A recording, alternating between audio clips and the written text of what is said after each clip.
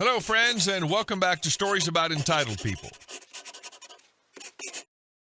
Today's story is about a group of wild, thieving party animals who finally pushed the wrong neighbor too far.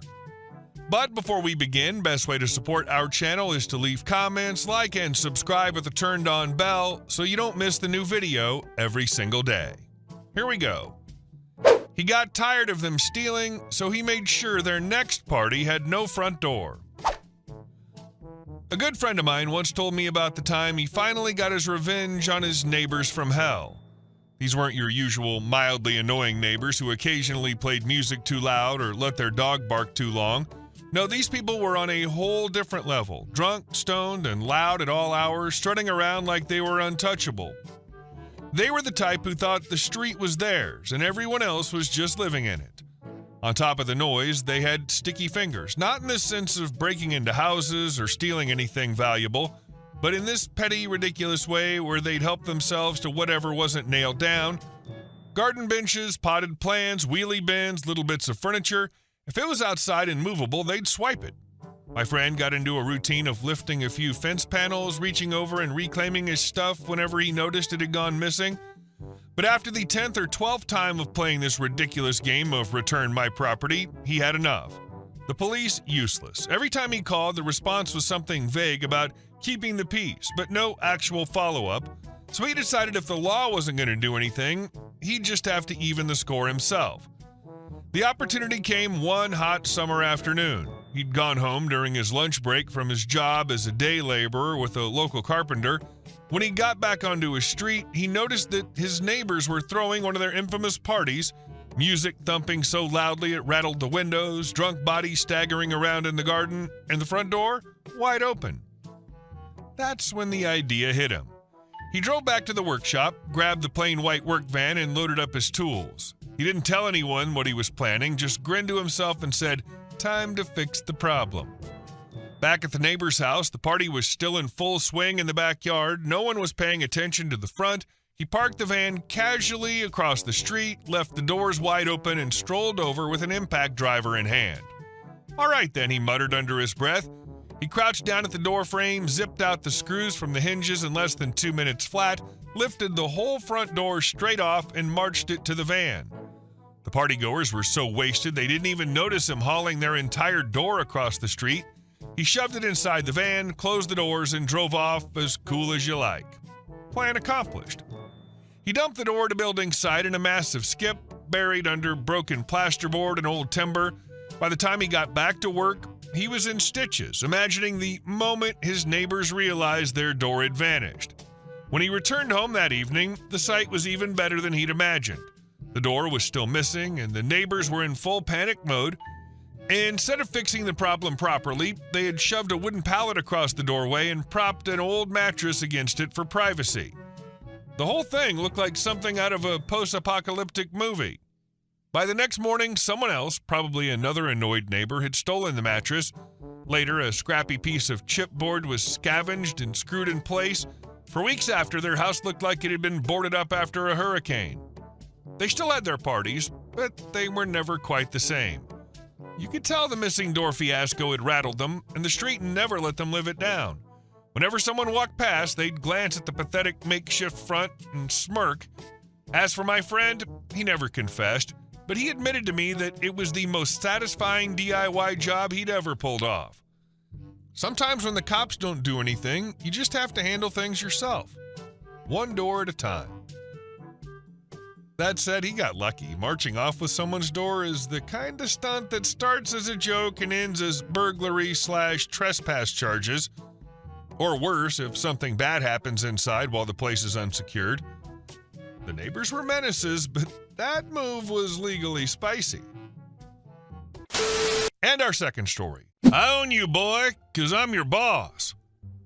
The first time I walked into that office, I heard rotary phones clicking and felt a warm gust from the Xerox hit my face.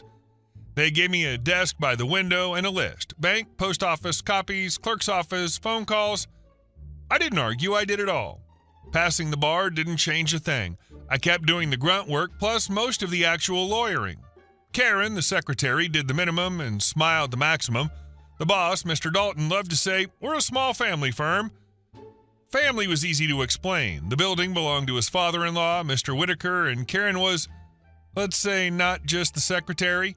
Karen, please print 3 sets of subpoenas for tomorrow. I'd say in the evening, I'm a secretary, not a typist. Ask the runner. She'd answer without looking up. I'm the runner, I'd sigh. Then you're fully qualified. Some afternoons, the father-in-law would drop by for a minute, and the blinds in Dalton's office would snap shut. Karen would stroll around with her tray while I finished up another complaint. Nothing mysterious, everyone just doing their job. That summer, a big case landed, an explosion in a forge at a steel mill, 5 injured with permanent damage, contingency fee, potentially a fifth of our annual revenue. I gathered facts, took witness statements, drafted requests, shot Polaroids, prepared subpoenas. All that was left was to print 4 clean sets with tabbed blue dividers and get them to the clerk's office by 5. I set the folder on Karen's desk. 4 sets, same as always. I've got a depot at 3 and filing at 5. She looked at me over thick lashes. You're not my manager. If you want it printed, print it. It's in your job description. She called through the door. He's ordering me around again. Dalton came out, tugging his tie. 1 more word and you're gone. She's not here for you to ride. She's here to be a secretary, I said. Take your papers or take a box. I took the folder and decided I wouldn't be the one packing a box. Revenge doesn't start with a shouting match. It starts with bookkeeping. On Saturday, I rented a safe deposit box and put in lawfully made copies, checks, authorizations, deposit slips, pages from the trust account ledger. Each copy got a tiny blue tick in the corner so I could tell them apart. Then I reconciled the expense log with the bank statements, entertainment, client gifts, meals. Sometimes those weren't paid from operating, they came out of the client's trust account. Commingling. I built a simple table, date, amount, purpose, which account. Next came facts from people who were just doing their jobs. Mrs. Ruth, the cleaning lady, wrote, after 6, the blinds in the boss's office are down. I often clean up alcohol. Karen leaves later. A bank teller confirmed sometimes trust deposits didn't match the log. Jim, the courier, helped Mr. Whitaker carry boxes from his trunk into the conference room. No gossip, no editorial, just what they saw.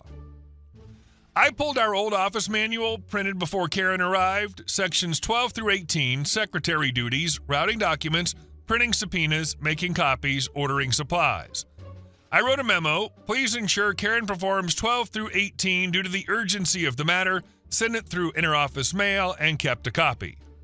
2 letters went out that day, the first to the State Bar's Disciplinary Council, commingling, no monthly trust reconciliation, client funds used for non-legal expenses. The second to the IRS regarding suspicious expense classifications. A 3rd letter to our big client. Given the potential recovery, I recommend requiring monthly 3-way bank/ledger/client reconciliation of the trust account. No accusations, just due diligence.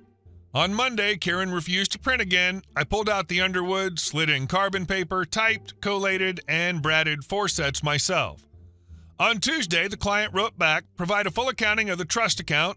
Dalton gave a crooked grin. Another would-be accountant. Karen, call and calm them down.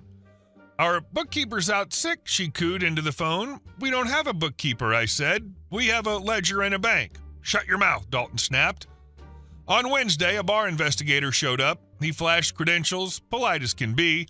I'll need 12 months of trust statements, ledgers, and the list of authorized signers. Of course, counselor, Dalton smiled, but one corner of his mouth twitched. An hour later, the bank called. We need authorization to release statements. I signed the form. The copies would become part of the record soon enough anyway. Thursday, 2 IRS agents came by, plain notebooks, no sunglasses, topic expense classification. That evening, the mill client let us know they'd brought in outside auditors and Pittsburgh counsel.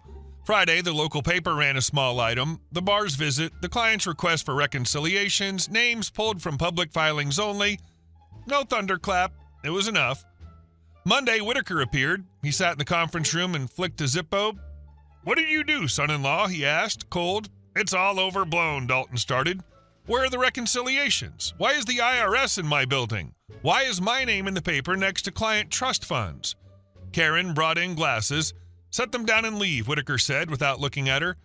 When he left the room, 2 papers sat on the table, a lease termination for damage to the owner's business reputation and a demand to vacate in 30 days.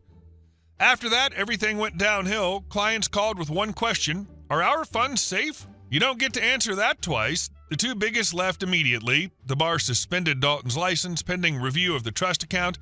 In the second week, his wife showed up at the door. "Sign here," she said, dropping an envelope. "I'm not watching my family in the papers over your secretary." "Ma'am, this is a misunderstanding," Karen tried. "Your furniture." "Sit still," the wife said, and walked out. A month later, Dalton rented a cheap second floor over a typewriter repair shop. Someone had scrawled "law office" on the frosted glass with a marker. The phone barely rang. Karen sat at a chipped desk and shuffled blank forms. "We need a filing calendar," she said. "We need clients and a license," he answered. "You ruined everything," she hissed at me. I documented what was already ruined. I packed my things, 2 boxes of transcripts, a procedural dictionary, and the diploma that never made it onto the wall in the old place. By the end of the quarter, a big firm offered me an office. They already knew who'd done the real work. In my first week, 2 former clients signed with me. For the first time, I signed a 3-way reconciliation with the sense I was putting a period on a story.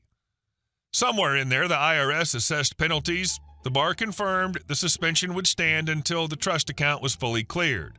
Whitaker sold the building. The car dealerships, rumor had it, got retitled into another entity.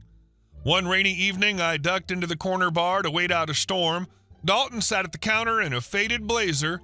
He spotted me, stared for a long beat, then said quietly, "You took everything from me." "I took what belonged to the clients," I said. "You could have stayed.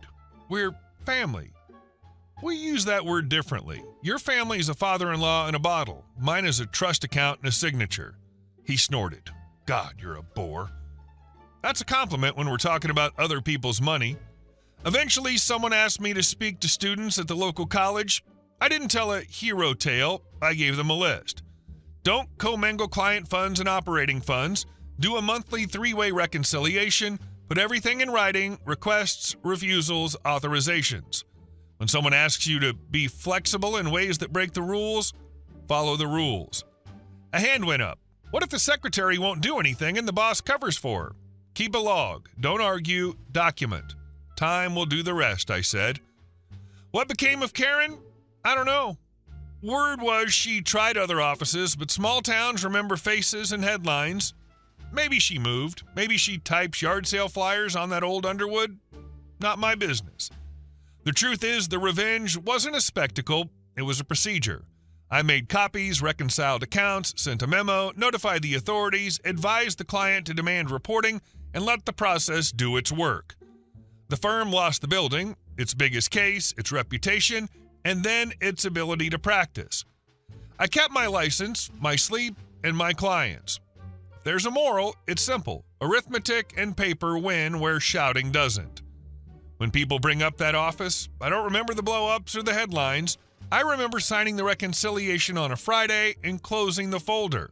Because under that signature, there weren't just numbers. There was a way to live so you never have to get revenge on anyone. And if necessary, a way to turn out the lights on people who think the rules don't apply to them. Power plus Karen equals the destruction of the company. This time, not only companies, but also the fates of several people. Hey guys, thank you all for watching the video. I'll see you in the next one.